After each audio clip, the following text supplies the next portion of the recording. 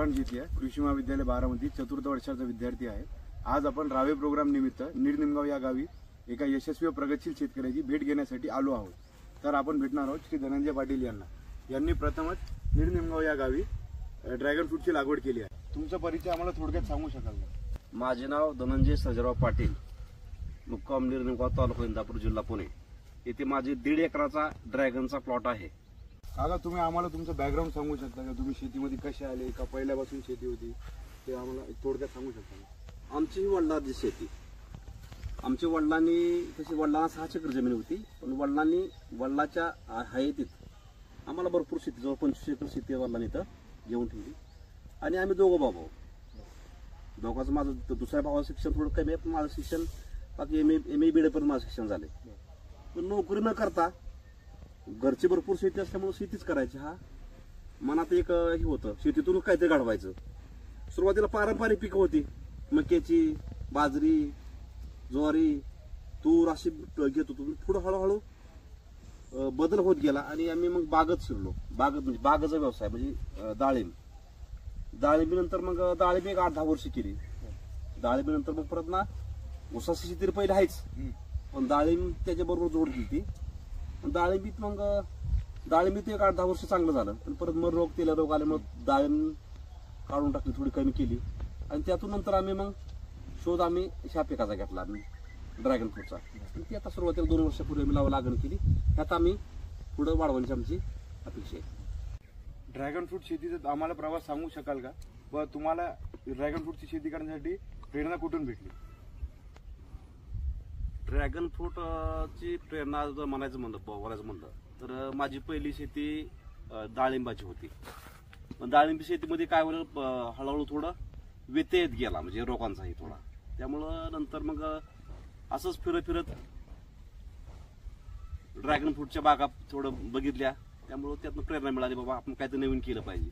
त्यामुळे हा प्रयोग मी केलेला आहे। कोणत्या प्रकारच्या ड्रॅगन फळाची लागवड केली आहे, व्हरायटीची लागवड केली आहे? माझ्याकडे सध्या आता ही जम्बो रेड, ही जी आता सध्याला चालती, out of country, out of state सगळीकडची व्हरायटी चालते, त्यामुळे सध्याला ही मी जम्बो रेड ही व्हरायटी मिळवलेली आहे।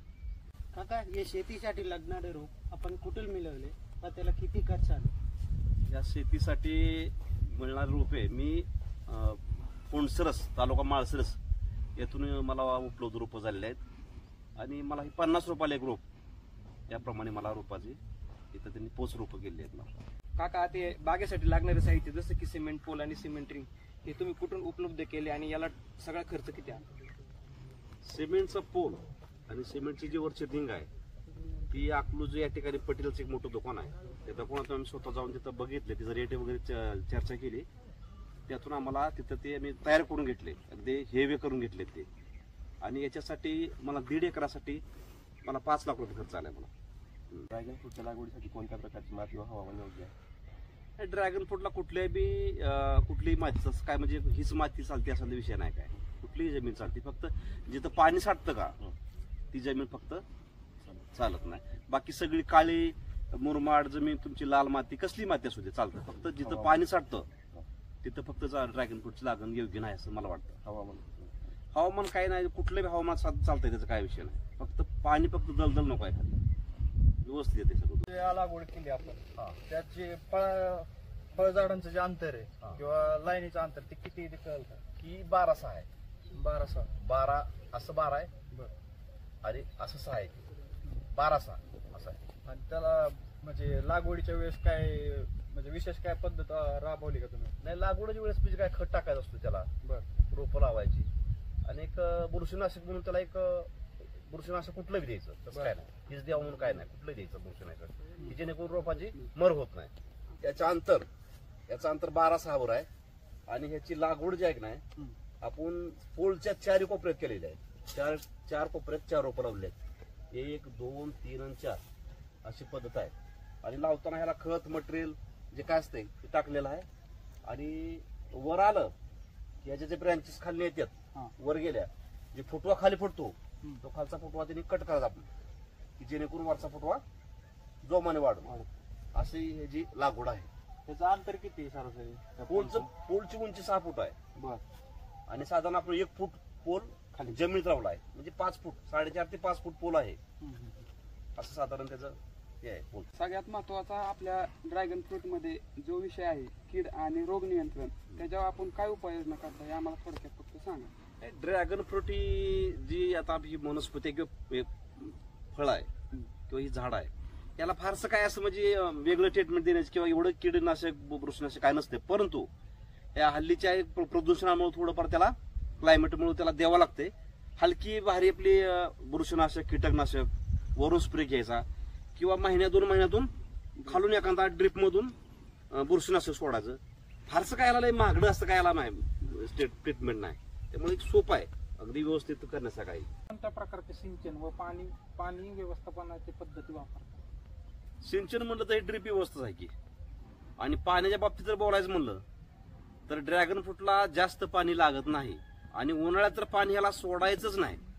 उन्हाळ्यात पाणी महिन्यातून फक्त 15-20 मिनिटं फक्त पाणी सोडायचं फक्त. बाकीचा जो पिरियड असतो त्या आठवड्यात 2-3 वेळा 1 तास पाणी सोडलं तरी ह्याची पाण्याची भूक भागती. असं काय जास्त पाणी लागत नाही, व्यवस्थित होऊन जाते. ड्रीपद्वारे फळाच्या वाढीसाठी कोणते औषध सोडतात? फळाच्या वाढीसाठी जर म्हणलं तर कळ्या अवस्थेत ज्या टायमाला फळ असतं त्या टायमाला 05234 ही प्रामुख्याने सोडलं जातं. नंतर बाजारात मार्केटमध्ये आणखी बी फळवाढीच्या बरीच औषधं आहेत ती ड्रीपद्वारे सोडली जातात की जेणेकरून फळाची वाढ चांगली होईल अशी औषधं सोडली जातात. आता लागवडीपासून प्रथम फलप्राप्तीचा कालावधी हा साधारणतः किती असतो ड्रॅगन फ्रूट मध्ये? लागण केल्यापासून 18 महिन्यानंतर ह्याची फळधारणा होते. आणि आपल्याला आता एकरी किती उत्पन्न मिळते या सध्या प्लॉट मधनं? आता हे आपलं पहिलेच वर्ष आहे, आपण पहिलेच वर्ष घेतो. साधारण पहिल्या वर्षी मला एक 6 टन माल निघाला, 6-6.5 टन निघाला. साधारण मला 100-150 रुपयांनी रेट गावला. एक 5-7 लाख 6-7 लाख रुपये माझं त्या वर्षी झालं पहिल्या ह्याच्यातच. पण जसं जसं ह्या ब्रँचेस वाढत जातील तसं तसं ह्याचं उत्पन्न वाढत जाते. ह्याचं वयच आहे 20-25 वर्ष ड्रॅगन फ्रूटचं. त्यामुळं जसं ह्याच्या ब्रँचेस वाढत जातील असं याचं उत्पन्न वाढतं. त्यामुळे जास्तीत जास्त म्हणजे अगदी 10-15 टन विक्री 20 टन पर्यंत त्याचं उत्पन्न आहे. सेंद्रिय व शाश्वत पद्धती काय वापरतात? ड्रॅगन फ्रूटला महत्वाचा विषय असा आहे की केमिकल थोडं कमी लागतंय. त्याला जास्तीत जास्त जेवढं आपण सेंद्रिय म्हणजे शेणखत, कोंबड खत किंवा मार्केटमध्ये आणखी ऑर्गॅनिक जे काय सेंद्रिय खत आहे त्याचा वापर जर जास्त केला तर याचं निश्चित स्वरूपात उत्पन्न जास्त निघतंय असा एक माझा अनुभव आहे. साधारण एका झाडासाठी किती शेणखत? एक साधारण एका झाडाला ह्या साईडला पोलच्या ह्या बाजूला 1-2 पाट्या शेणखत, पोलच्या त्या बाजूला 2 पाट्या शेणखत आणि थोडंफार एक ते अपटेक होण्यासाठी एक केमिकल थोडंफार टाकायचं की जेणेकरून ते अपटेक झाडाला लवकर होईल. एवढं लागतं या झाडाला. आपलं ड्रॅगन फ्रूट आहे हे, तर ह्याची विक्री तुम्ही एक्सपोर्ट करताय, स्थानिक पातळीवर करताय का, कशा प्रकारे तुम्ही ह्याची विक्री करताय हे आम्हाला सांगा. ह्याच्या विक्रीच्या बाबतीत जर बोलायचं म्हणलं ना तर ह्याची विक्री आपल्याला जागा प्लॉट मध्ये करता येते. व्यापाऱ्यांचा फोन नंबर सगळ्या आमच्याकडे आहेत. आपल्याला बाहेरच्या मार्केटला पाठवायचं म्हणलं तर पुणे आहे, गोवा आहे, कोल्हापूर आहे, सोलापूर आहे, ह्या मार्केटला पण पाठवू शकतो. आणि एक्सपोर्ट करायचं म्हणजे एक्सपोर्ट बी आपण त्याचं करू शकतो. कुठल्याही पद्धती ड्रॅगन फ्रूटला दिवस चांगला आहेत, आपण कुठली बी विक्री पद्धती करू शकतो. म्हणजे काय अडचण नाही? अडचण अजिबात देखील नाही. आता तुम्ही ड्रॅगन फ्रूटची शेती किती काळापासून करताय? एक 2 वर्षापूर्वी माझी लागण झाली आहे. 2022 लागण केली आहे. माझं पहिलेच वर्ष आहे आणि ह्याचं जसं जसं ब्रँचेस वाढत असेल तसं तसं याचा विस्तार वाढतोय, उत्पन्न वाढतंय.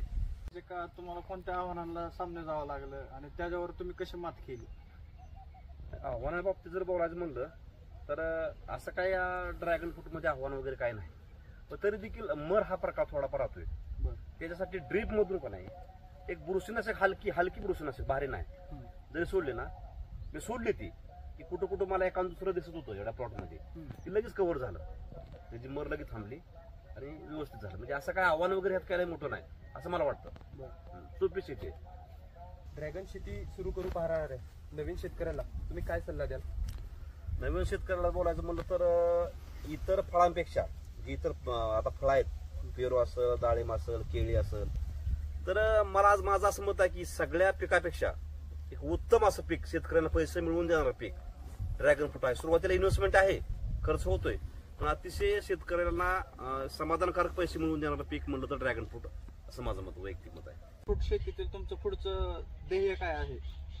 पुढचं ध्येय म्हणाल तर मी ड्रॅगन फ्रूट ह्या शेतीमध्ये समाधान आहे. त्यामुळं मी ड्रॅगन फ्रूटची शेती वाढवतो या आणखी लागण करतो. जी खालचं डाळिंब प्युअर आहे का हे जायला मी काढणार आहे पुढच्या वर्षी आणि ते ड्रॅगन नवीन करणार आहे आणि जास्तीत जास्त उत्पन्न कसं निघाल ही माझं पुढचं ध्येय असणार आहे आणि ते मी कम्प्लीट 100% करणार आहे. काका खूप खूप धन्यवाद. तुम्ही तुमचं मौल्यवान वेळ व योग्य मार्गदर्शन आम्हाला केलं. मी आमच्या निर्निमगाव ग्रुपच्या वतीनं व कृषी महाविद्यालयाच्या वतीनं तुमचे आभार व्यक्त करतो. थँक्यू. धन्यवाद.